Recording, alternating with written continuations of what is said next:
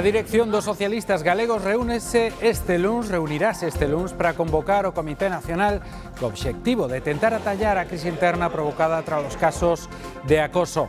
A nai dunha das vítimas sinalou directamente a Besteiro e a cúpula do PSDG. Di que estaban ao tanto de todo e que non fixeron nada para frear a situación. O ex número 3 do PSOE, Santos Cerdán, compareceu hoxe no Senado. Non respondeu a pregunta de se Pedro Sánchez se reuniu co líder de Bildu, Arnaldo Otegi, para pactar a moción de censura que acabara co goberno de Rajoy. O que si fixo foi insistir na súa inocencia en que é vítima dunha persecución. A Xunta está disposta a concederlle unha subvención á cooperativa que construe as vivendas protegidas de Xuxán, na Coruña, para garantir a viabilidade do proxecto. A conselleira de Vivenda critica que o Goberno central poña en risco esta promoción de pisos de alugueiro social. Os Premios Nacionais de Artesanía entregados hoxe deixan dous galardoados en Galicia.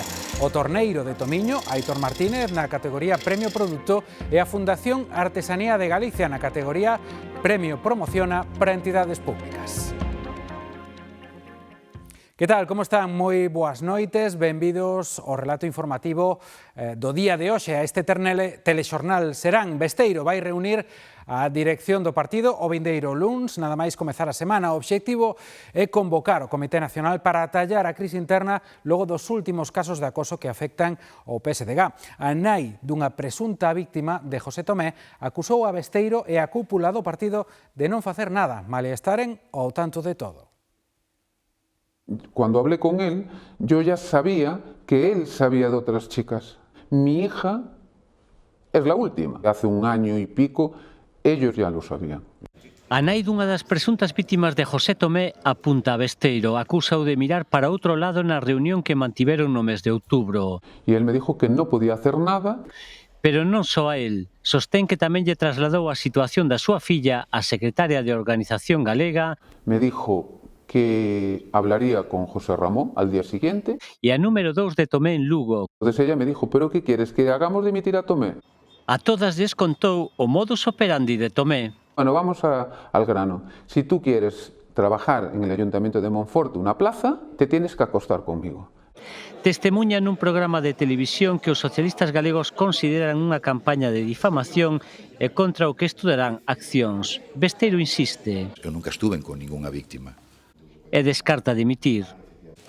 No, en absoluto, en absoluto. O caso deixa patente o malestar dentro do partido. A dirección mantén o apoio en Lugo. Hai un espolio utilizando novamente as mulleres ou as causas das mulleres para vender outro propósito.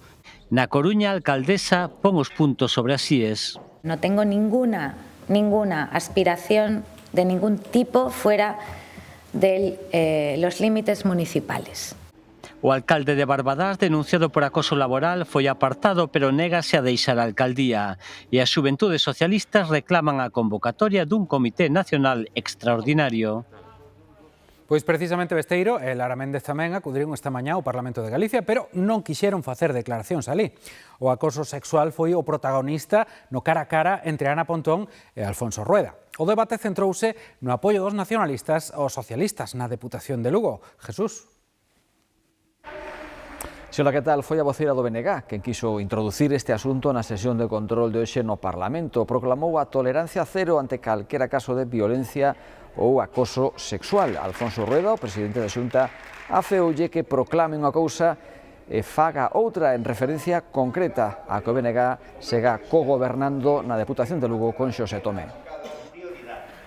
Declaración inicial de principios ante a violencia machista. Ana Pontón quería subliñar a postura do seu grupo ante eses casos. Tolerancia cero ante a violencia machista, veña de onde veña e afecte a quen afecte.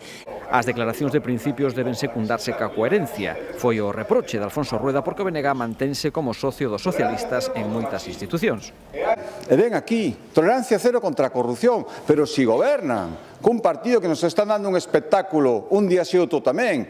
O BNG amosa incomodidade porque Tomé manteña a presidencia da Deputación ata finais de ano, pero tampouco lle agarda pensar que os populares poidan aproveitar a ocasión. Si quere valerse dun suposto acosador sexual, para chegar á Deputación de Lugo. O día 14 de xaneiro está previsto que a Deputación de Lugo elixa un novo presidente. Será entón o momento de se retratar. Que van facer o día 14? Que van facer o día 14, señora Pontón? Van romper, vanse poñer de perfil, como están a toda agora. O presidente da Xunta lamentou tamén que o BNG non levante máis a voz ante os casos de corrupción socialista en varios puntos de España. Pois o ex número 3 do Partido Socialista en España, Santos Cerdán, négase a responder se houbo ou non unha reunión entre Pedro Sánchez e Arnaldo Otegi antes da moción de censura que acabaría co goberno de Rajoy. Cerdán compareceu hoxe na comisión do caso Coldo no Senado. Dixo ser vítima dunha persecución.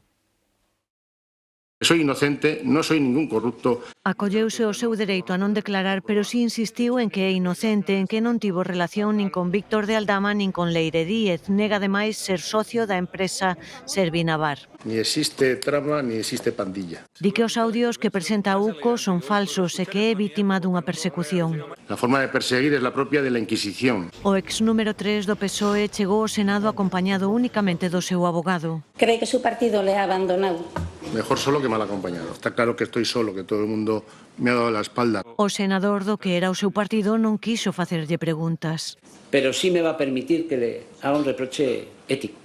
Sabe que hay muchos militantes defraudados con todo lo que está saliendo. Un reproche que sí obtivo réplica de Cerdán. Hágase usted una pregunta. Si usted está en condiciones de hacerme a mí un reproche como el que me ha hecho.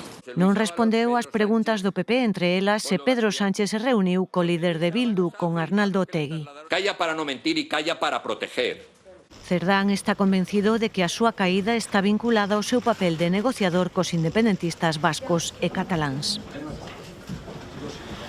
Máis asuntos, o xuiz que investiga os pagos en metálico no Partido Socialista abriu unha peza separada e secreta con toda a documentación que o partido lle enviou onte.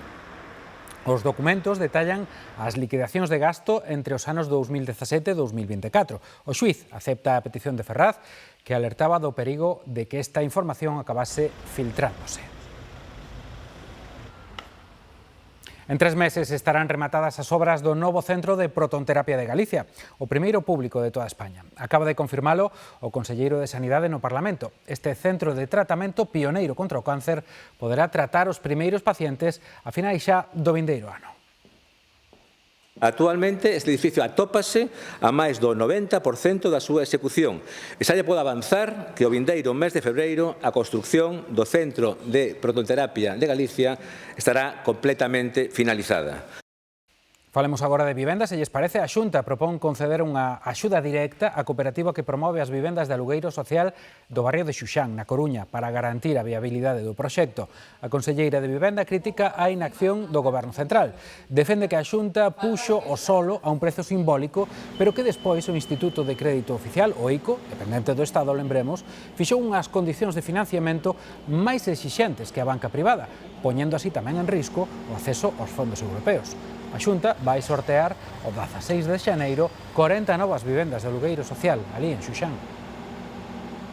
Insólito que un goberno central que encheselle a boca falando de vivenda estrangule financieiramente a estes cooperativistas, unha entidade financiera estatal que pretenda impor unhas condicións de financiamento que desvirtúen esos alugueiros asequibles, un goberno central que é incapaz de xestionar unos fondos europeos, temos que ter en conta que son 4.000 millóns de euros.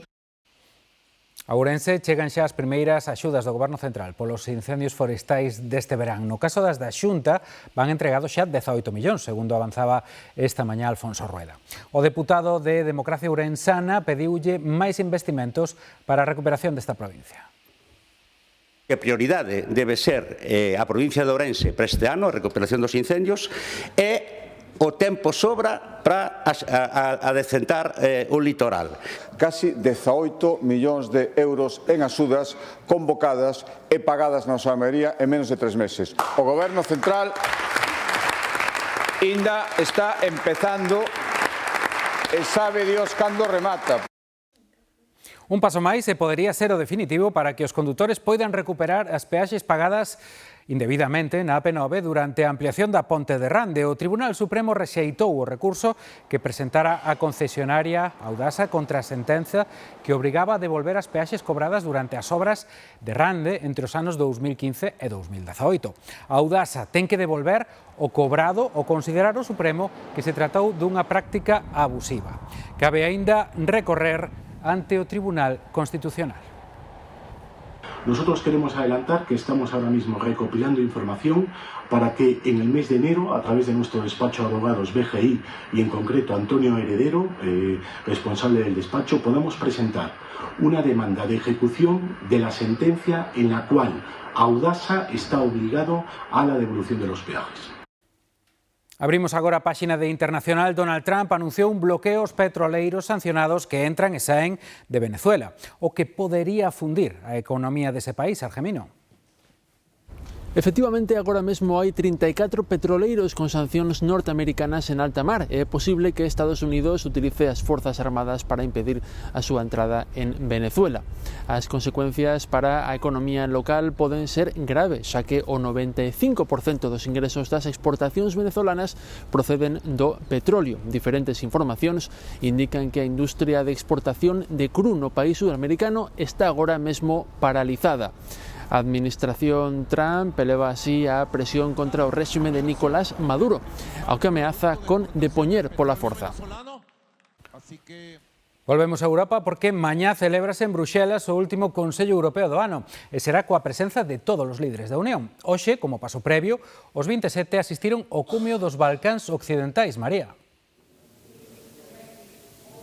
Sí, un cumio importante xa non só por reforzar a alianza entre a Unión Europea e os Balcáns Occidentais de cara a avanzar na súa integración progresiva no mercado único, senón crucial tamén ante a situación xeopolítica que estamos a vivir, principalmente polo ataque de Rusia a Ucraína. Ese contexto marcou esta tarde noite as conversas entre os líderes na procura dunha cooperación en seguridade e defensa, na loita contra as ameazas híbridas e no apoio firme a Kiev. Aquí neste cumio estivo tamén o presidente do Goberno Pedro Sánchez, que non fixo declaracións aos medios de comunicación. Un cumio que sirve de antesala, como decías, a ese gran Consello Europeo que se celebra mañá aquí en Bruxelas e para o que xa está confirmada a presenza do presidente ucraíno Zelensky nun momento clave para a unidade europea fronte ao conflicto. Pois estaremos mañá moi pendentes. Grazas, María. A suba da taxa do lixo, volvemos a casa, no Morrazo, non entrará en vigor ata 2027, ao final. A comunidade non deu contestado ás case 4.000 alegacións que presentaron veciños, empresas e comercios tamén contra esa polémica ordenanza e pospuxo a súa aprobación definitiva ata o mes de febreiro. Iso vai atrasar polo menos un ano a súa entrada en vigor. A Confederación Estatal de Sindicatos Médicos e o Sindicato Médico Andaluz rexeitaron a última oferta do Ministerio de Sanidade sobre o Estatuto Marco e néganse a asinar o preacordo alcanzado co resto dos sindicatos. Os dous sindicatos médicos, estes dous sindicatos médicos, abandonaron a mesa de negociación e anunciaron que manteñen eses paros previstos para o mes de xaneiro. Piden que o Ministerio de Sanidade abra unha negociación paralela a que mantén cos sindicatos sanitarios para deseñar un estatuto específico para os médicos. Precisamente os españois cada vez están menos satisfeitos coa sanidade pública española. Así o revela o último barómetro sanitario do CIS. A valoración global que fai a poboación sobre o sistema sanitario público de España sitúase en 5,89 sobre 10. A valoración baixa do 6 por primeira vez dende o 2019. Mais da metade dos enquisados considera que a sanidade pública española necesita cambios profundos. Nova operación contra o narcotráfico no Salnés. A policía fixo 14 rexistros en varios concellos. Hai polo menos 6 detidos, Andrea.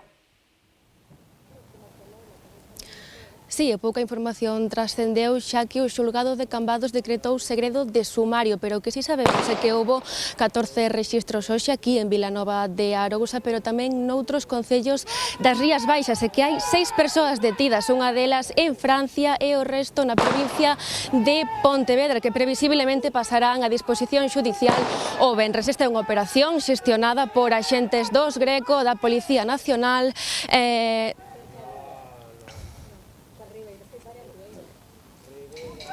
Parece que hai algún problema con ese directo. Continuamos co relato informativo da xornada. O xulgado da Coruña investiga a morte dun home de 35 anos que ameazou cun coitelo de grandes dimensións a policía na porta da súa vivenda. Alertados polos veciños de fortes golpes e de intensos berros, os axentes acudiron ao edificio. Segundo fontes próximas á investigación, este home estaba nun estado moi alterado, cun coitelo na man. Ademais, despois de ser desarmado e esposado, comezou a sentirse mal e esvaeceuse. Trataron de reanimalo sen éxito. Na vivenda estaban tamén a irmá do falecido e a súa muller. Porén, a Sociedade Xitana Española, a través dun comunicado e citando fontes da familia do falecido, responsabilizou da morte os axentes. Un incendio en Ferrol alarmou os veciños do barrio de Ultramar pola intensidade das lapas. Por sorte, Patricia, non hai que lamentar danos persoais polo menos graves.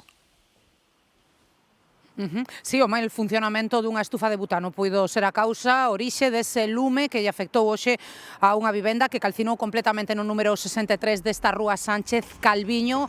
Hai 2 feridos, pero leves, son os inquilinos desa vivenda os que deron a voz de alarma ao darse conta de que comezara o lume, un lume que enseguida se estendeu tanto pola fachada como pola cuberta do edificio, era visible dende o exterior. Ata aquí desprazouse un importante equipo de Policía Nacional local, ademais de bombeiros, equipos de emerxencias. Evacuaron ou confinaron os veciños, dependendo da vivenda que ocuparon, e apagaron o lume. Un lume que ademais provocou danos nos vehículos que estaban aparcados aquí na rúa pola caída de cascallos.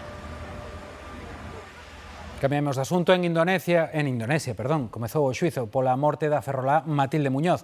Na primeira sesión, a Fiscalía acusou 2 empregados do hotel onde se aloxaba de planear o seu asasinato. Enfróntase un castigo de entre 15 anos de cadea ou a pena de morte. Son Eli e Geri, os 2 empregados do hotel Bumi Aditya da illa indonesia de Lombok, sospeitosos do asasinato da ferrolá Matilde Muñoz. Este mércores compareceron na vista preliminar do xuízo. Na sesión, a Fiscalía presentou o seu relato dos feitos.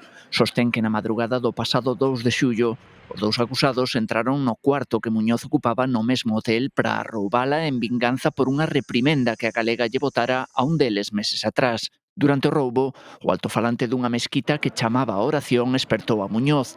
Sorprendidos, e sempre segundo o fiscal, os 2 ladróns asfixiárona e golpeárona ata a morte. A Fiscalía mantivo as acusacións presentadas no informe policial: homicidio, asasinato premeditado e roubo con violencia, delitos que o Código Penal indonesio castiga con entre 15 anos de cadea e a pena de morte. O corpo de Matilde Muñoz apareceu a finais de agosto nunha praia próxima. A súa familia pide que se investigue outros empregados do hotel ante a sospeita de que axudaron a ocultar o cadáver durante semanas. A próxima vista do xuízo será o 7 de xaneiro. Imos con temas moito máis agradables. Esta foi a imaxe coa que espertamos moitos esta mañá en Galicia, un abrente laranxa, prácticamente dourado en moitos puntos do país. E máis aló do espectacular da imaxe que o é, queríamos saber por que pasan estas cousas. Así que, Noelia, que tal? Moi boas. Boas. Que pasou? Por que tivemos estas imaxes esta mañá? Este é un fenómeno físico coñecido como a dispersión de Rayleigh, que non é máis que cando o Sol está debaixo do horizonte e ten que proxectar os primeiros raiolos de Sol, pois toda esa atmosfera que ten que atravesar é moi grosa. E por iso, cando entran con as moléculas de aire en conxunción, as cores curtas de onda curta como violeta ou azul desaparecen, pero son visibles aos de onda longa, que é o laranxa ou o mellor o vermello, como estamos tendo ou tivemos esta madrugada. Que pasa? Que tamén hai nubes de tipo medio alto, e as nubes de tipo medio alto son proxectores desas cores desa onda longa, que son o vermello e o laranxa. Moi brevemente, unha pincelada. Isto quere dicir algo? Sí, quere dicir algo meteorolóxicamente, porque móvense as borrascas do oeste al este, amense por esa zona. Entonces temos esas zonas marcadas coas nubes que aproximan a humidade e a chuvia a Galicia. Falaremos deso no tempo serán. Pois quedamos logo. Veña. E tamén espectaculares son as imaxes que nos chegan dende Hormuz, en Irán. As chuvias arrastraron terras ricas en ferro ata a costa e este que ven foi o resultado, o óxido de ferro, da esa cor tan intensa a auga.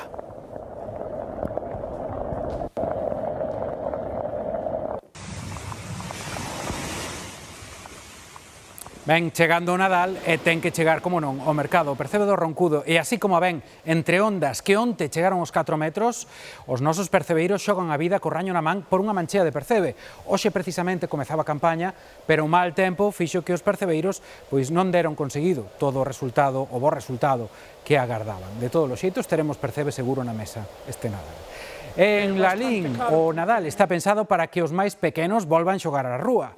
As aldeas de Nadal e Iván levan o espírito destas festas á vila. O que fai diferente o Nadal de Lalín é a súa proposta para a cativada coas aldeas de Nadal, unha serie de poboados con casas de madeira onde xogan os máis pequenos.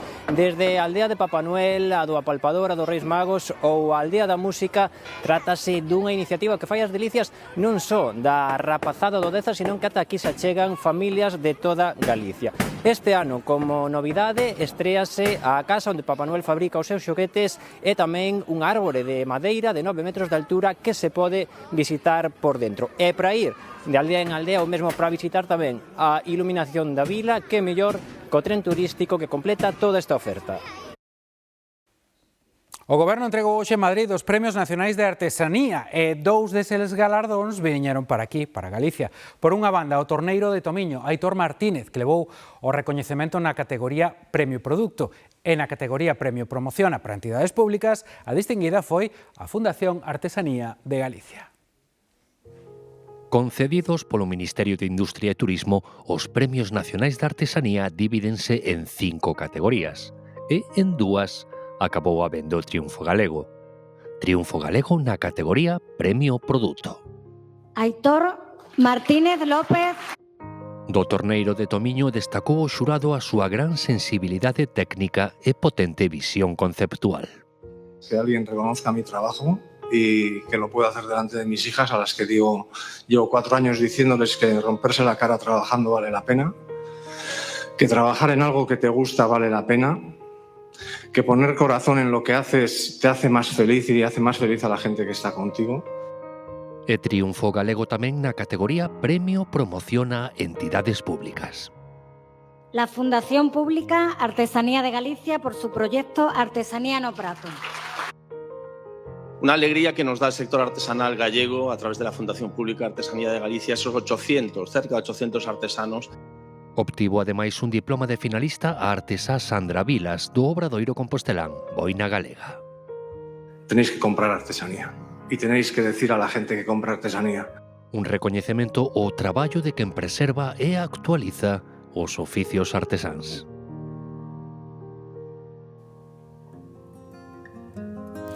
O 2026 vai ser o ano dedicado a Otero Pedrallo no Parlamento de Galicia para celebrar os 50 anos do seu pasamento.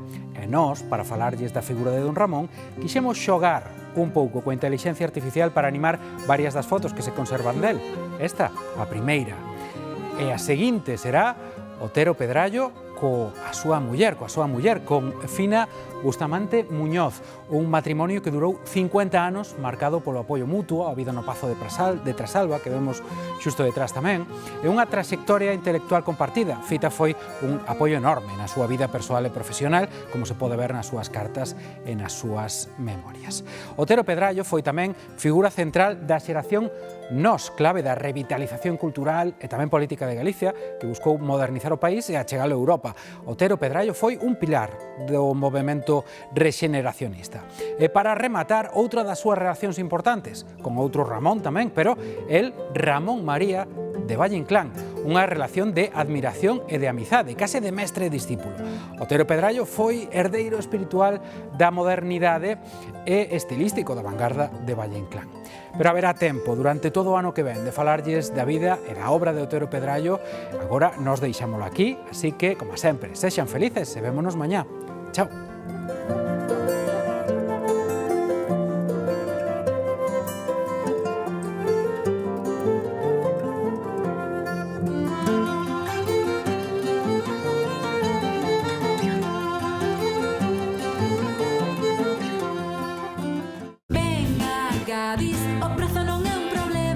Lombos de bacallau ou ton extra grosso, kilo 19,95 €.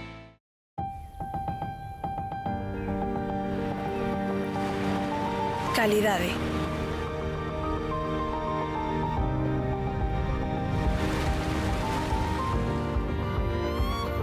E se calidade fose un lugar. Galicia Calidade. Arrote.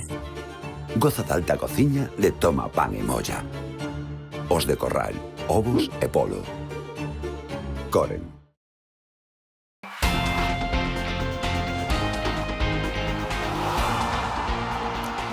Que tal, como están? Tempo para a información deportiva no Telexornal Serán. Está en xogo o partido de Copa do Celta en Albacete. Ese encontro foi a prórroga tras o gol de Vallejo no minuto 93. Arestora van 115 minutos de partido. De momento mantense ese empate 2 no marcador. E mañá no Couto, partidazo entre o Ourense Club de Fútbol e o Athletic Club. Polo Couto, lembran, xa pasaron en roldas anteriores dous primeiras, foron Oviedo e Xirona. Agárdase boa entrada, a ilusión e as expectativas depositadas neste partido son enormes. Cita coa historia no estadio do Couto, unha máis. Nos últimos 12 meses pasaron polo campo ourensán 4 equipos de primeira. O quinto é o Athletic Club, un rival de Champions que non asusta aos xogadores do Ourense Club de Fútbol de primeira ref. Eso sería la guinda al pastel, ¿no? Digo yo, pero ojalá que se dé esa sorpresa, ¿no? De poder volver a eliminar encima ahora un equipo histórico como es el Athletic, que es un equipo Champions. Sabemos que es complicado, pero nosotros no tenemos nada que perder y iremos a por todas. Omar xa marcou unas eliminacións do Oviedo e o Xirona. Non se descarta a sorpresa. Se me está dando bien la Copa, ¿no? Y espero continuar con esa racha y poder dar la clasificación al equipo. Que sea largo, que lleguemos al final del partido con opciones, ¿no? De ganar o estar en el partido y intentar llevarnos la victoria. Hai que darse conta do rival e do nivel que ten o equipo que vai vivir aquí mañá. Un día para disfrutalo e, lóxicamente, para poder soñar tamén. Agárdanse preto de 10.000 espectadores no Couto, entre eles a familia de Vilar de Vos de Daniel Vivián, o internacional español. O templo do fútbol ourensán é este, e, lóxicamente, pois, velo cheo e un bo ambiente, pois a todos nos gusta. Referiuse Valverde ao Ourense como un equipo copeiro, un título que dificilmente cede un rei de copas como Athletic Club. Pois Ernesto Valverde non vai aforrar efectivos na visita ao Ourense. O adestrador repite a convocatoria do último encontro de Liga ante o Celta. Só faltará o lesionado Yuri. Valverde toma moi en serio o torneo e o Ourense Club de Fútbol. Es un equipo, desde luego, que ha ganado esas dos eliminatorias. No ha sido ganadas de, no sé,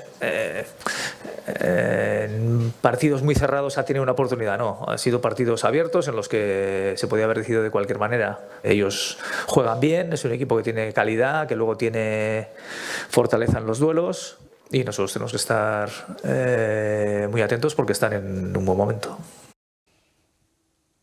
Un gol do canteirán Noé Carrillo meteu o Deportivo en oitavos de final da Copa. Noé, que acababa de entrar ao campo en substitución de Villares, desatou a loucura e a festa en Riazor.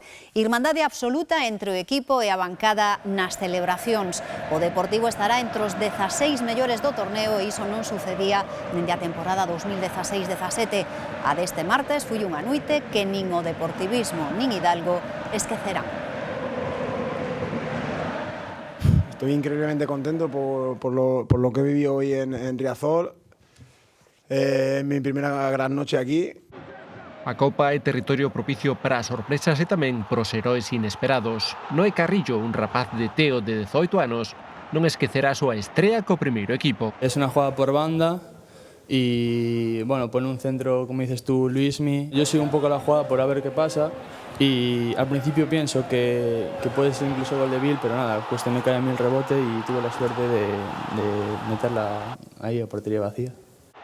Antonio Hidalgo deulle entrada a canteiráns e algúns dos menos habituais, e a aposta funcionou. La Copa tiene enganchado a todo el mundo, los que no estábamos participando tanto en Liga, pues tenemos la oportunidad de jugar hoy, de demostrar que queremos estar otra vez ahí, darle mucho valor a la victoria, porque es que era un equipo de primera división y al final, quieras o no, se nota mucho. Logo de dúas derrotas consecutivas, o Deportivo elixiu a eliminatoria de Copa contra o Mallorca para mudar as tendencias, volver deixar a portería cero e saldar bellas contas. Golpe anímico bueno, sobre todo en casa, era el tercer partido en casa y teníamos que intentar darle la vuelta, sobre todo a las emociones y a las sensaciones, especialmente. coas mellores sensacións, o sábado para despedir a Liga por este ano, toca o Andorra. Baloncesto, dende as 9:15 da noite está en xogo o derbi da primeira FEB, Leima-Ourense, partido que poden seguir na nosa segunda canle e na galega.gal.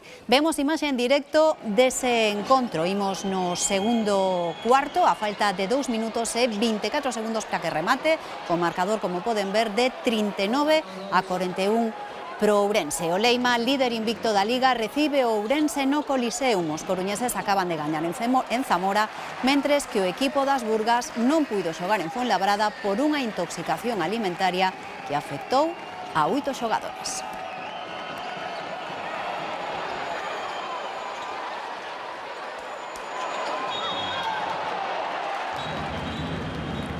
E malas noticias pro Obradoiro, segundo clasificado da primeira FEB. Ole Lundqvist, perde o que queda de temporada tras sufrir unha grave lesión no partido deste martes ante o Zamora. O xogador rompeu o tendón rotuliano do xeonllo esquerdo. Mañá volve a Eurocup a esta casa. O Baxi recibe na Malata o Geas italiano, partido de volta do play-off. En Italia, xa saben, gañaron as ferrolás por 62-81. Lloris dúbida por un proceso vírico, Claire Meliá segue arrastrando problemas nun pé, pero a competición non para. Lino López quere que se valore o traballo do equipo e alerta da perigosidade de relaxarse polo marcador precisamente da ida. Hemos visto miles de casos de levantar eliminatorias, de exceso de confianza o de no estar a lo que tienes que estar durante los 40 minutos. ¿no? Espero que no pase. Yo creo que hay que darle más valor a lo que estamos haciendo. El año pasado llevábamos las mismas victorias en esta temporada y en la misma situación en Europa y parecía que éramos un equipo de WNBA. Y ahora mismo, que estamos igual con todas las circunstancias que ha pasado, se pierde un partido y parece que somos el peor equipo del mundo, ¿no? Volve a festa europea. Na Malata o Baxi encadea vitorias. O Geas ten menos segredos. En Milán tomaron boa nota. Quedan 40 minutos. Eurocup Women. Baxi Fútbol, Geas Básquet. Xoves 18 ás 8:15, na G2 e a galega.gal é onde brillan as ferrolás. Arrote. Goza da alta cociña de Toma Pan e Molla. Os de Corral, ovos e polo. Coren.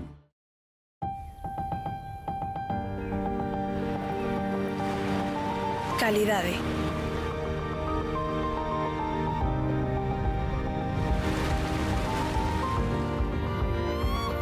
Ese calidade fose un lugar. Galicia Calidade.